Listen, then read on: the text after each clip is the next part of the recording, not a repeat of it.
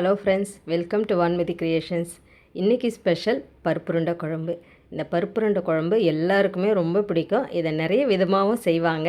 நான் இன்றைக்கி என்னுடைய ஸ்டைலில் எப்படி செஞ்சுருக்கேன் அப்படிங்கிறத வாங்க பார்க்கலாம்.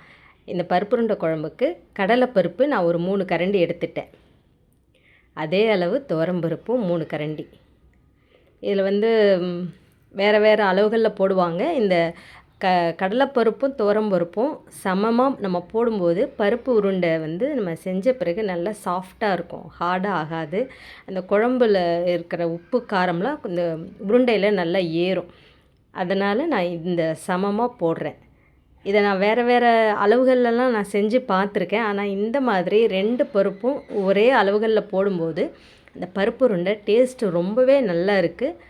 நல்ல குழம்புல ஊறி சாஃப்டாக இருக்குது, நல்ல டேஸ்டியாகவும் இருக்குது. அதனால தான் நான் இந்த மெத்தடை இப்போ உங்களுக்கு காமிக்கிறேன்.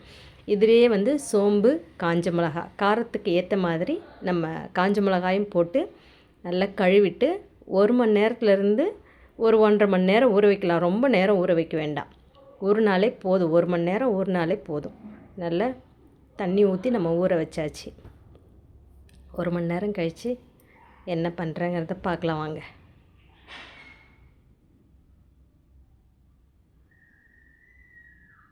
இப்போ 1 மணி நேரத்துக்கு அப்புறம் இந்த பருப்பு நல்லா ஊறிடுச்சு. அதில் இருக்கிற காஞ்ச மிளகாவும் ஊறிடுச்சு. இப்போ தான் காஞ்ச மிளகாயில் இருக்கக்கூடிய காம்பை நம்ம எடுக்கணும். முன்னாடியே காம்பை எடுத்துகிட்டு ஊற வச்சா அதனுடைய காரத்தன்மையெல்லாம் அந்த தண்ணியிலே போயிடும்.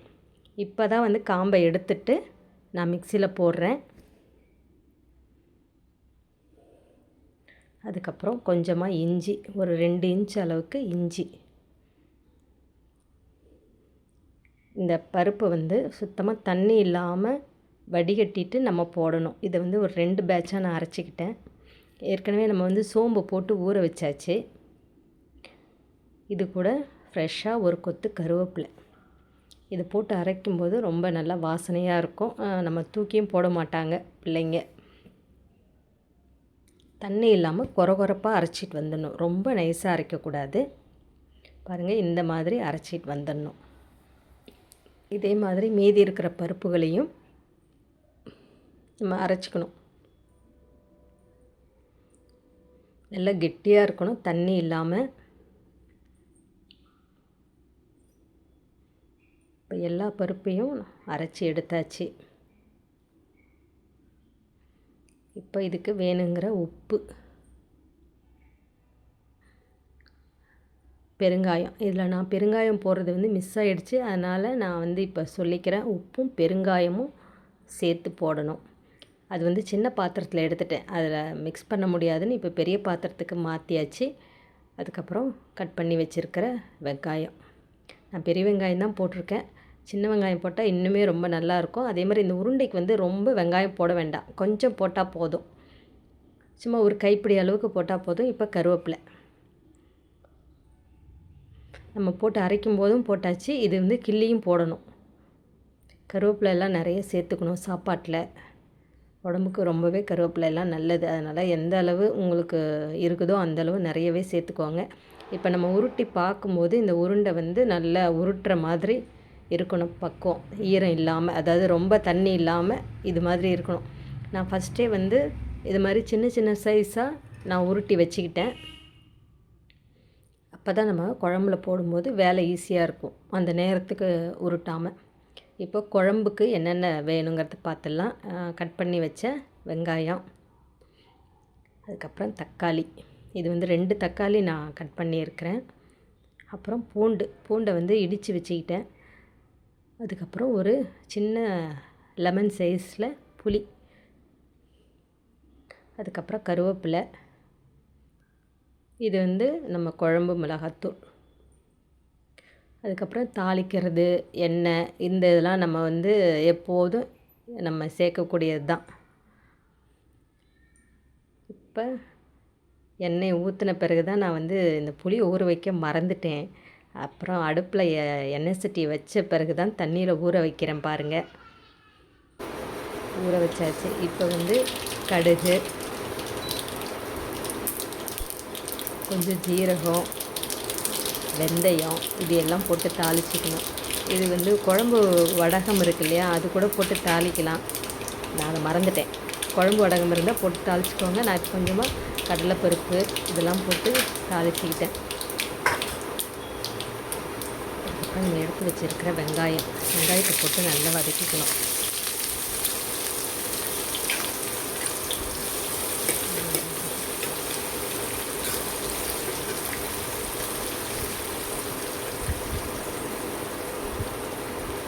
வெங்காயம் நல்லா வதங்கின பிறகு கருவேப்பிலை,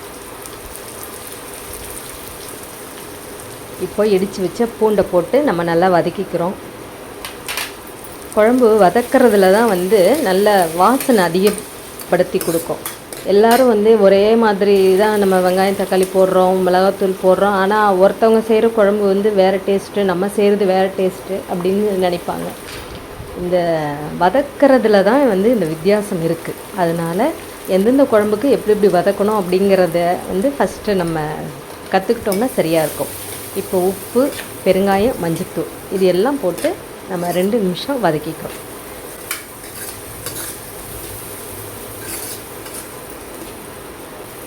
வதங்கின பிறகு நம்ம தக்காளி போட்டுக்கிறோம்.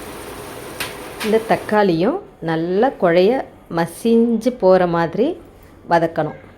அது ஒரு 2 நிமிஷமாவது எடுத்துக்கும். இப்போ நல்லா மசிஞ்ச பிறகு ஒரு அரை டீஸ்பூன் அளவுக்கு ரெட் சில்லி பவுட்ரு, தனி மிளகாத்தூள் சேர்த்துக்கிட்டேன். அதுக்கப்புறமா நம்ம எடுத்து வச்சுருக்கிற குழம்பு மிளகாத்தூள், இது வந்து 2 டீஸ்பூன் அளவுக்கு இருக்கும். பெரிய டீஸ்பூன் அளவு நான் போட்டிருக்கேன். இப்போ இந்த மசாலா பவுடர்ஸ்லாம் போட்டு நல்லா வதக்கிக்கணும். அப்போ தான் வந்து நல்லா கலர் கொடுக்கும், குழம்பும் டேஸ்ட்டாக இருக்கும். இப்போ ஒரு 2 டம்ளர் அளவுக்கு தண்ணி சேர்த்துருக்கோம். இது நல்லா கொதிக்கணும். ஒரு 2 நிமிஷம் கொதித்த பிறகு நம்ம கரைச்சி வச்சுருக்கிற புளி ஊற்றிக்கணும்.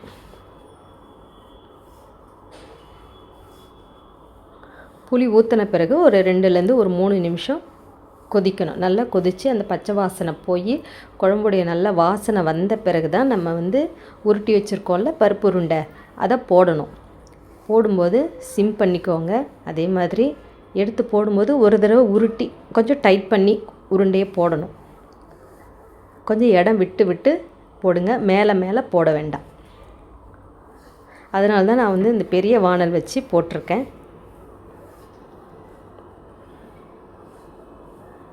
பாருங்கள், தனித்தனியாக நம்ம போடணும்.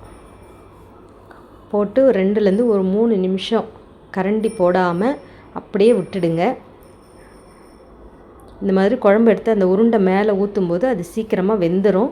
அடுப்பு வந்து இந்த சமயத்தில் சிம்மில் தான் இருக்கணும். பாருங்கள், நான் 100ல் தான் வச்சுருக்கேன் இந்த இண்டக்ஷனை.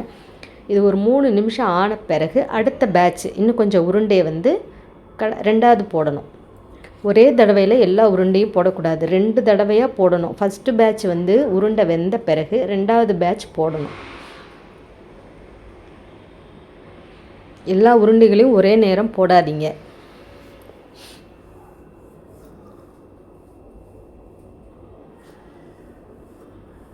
இந்த உருண்டை வந்து கடைசி உருண்டை வந்து ஒரு உருண்டைக்கு மேலேயே போட்டுட்டேன். அதனால் கொஞ்சம் தள்ளி விட்டுருக்கேன். அந்த மாதிரி இல்லாமல் ஒரு உருண்டைக்கு மேலே இன்னொரு உருண்டையெல்லாம் போடாமல் கொஞ்சம் வெந்த உருண்டைகளை கொஞ்சம் ஒரு பக்கமாக தள்ளிட்டு நம்ம 2வது பேட்ச் உருண்டை போடணும்.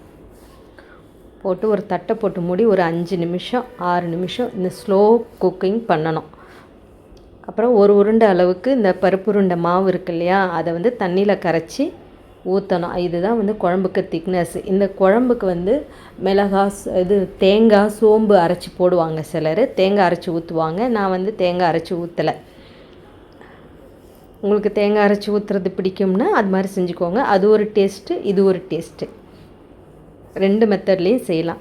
இப்போ நான் வந்து மீதி இருக்கிற கொஞ்சம் மாவை வந்து தண்ணியில் கரைச்சி இந்த குழம்பு 5 நிமிஷத்துக்கு அப்புறமா நம்ம கடைசியாக இதை ஊற்றணும். இது ஊற்றின பிறகும் இந்த நம்ம ஊற்றின மாவு வேகணும் இல்லையா, அதனால் ஒரு 2 நிமிஷம் கொதிக்க விடணும். அதே மாதிரி இந்த வானலை வந்து நம்ம கரண்டி போட்டு கலக்காமல் இப்படி கொஞ்சம் லேசாக சுற்றி விடும்போது அந்த உருண்டைங்க உருண்டு தனித்தனியாக நல்லா வெந்து வரும். அதுக்கு தான் அப்படி அந்த எண்ணெய் சட்டியை வந்து கொஞ்சம் சுற்றி விடுறது. கரண்டி போட்டு உடனே திருப்பாதீங்க, உருண்டை உடஞ்சிரும். இப்போ பாருங்கள், ஒரு 5 நிமிஷத்துக்கு அப்புறம் தான் நான் கரண்டி போட்டு எடுக்கிறேன். ஒரு உருண்டை கூட உடையலை. நல்லா வெந்து சூப்பராக குழம்பும் திக்காகி எண்ணெய் பிரிஞ்சு வந்துருச்சு. இப்போ நான் கடைசியாக ஒரு முழுசாக ஒரு கருவேப்பிலை போட்டுக்கிட்டேன். நம்மளுடைய பருப்பு உருண்டை குழம்பு சூப்பராக ரெடி ஆகிடுச்சு.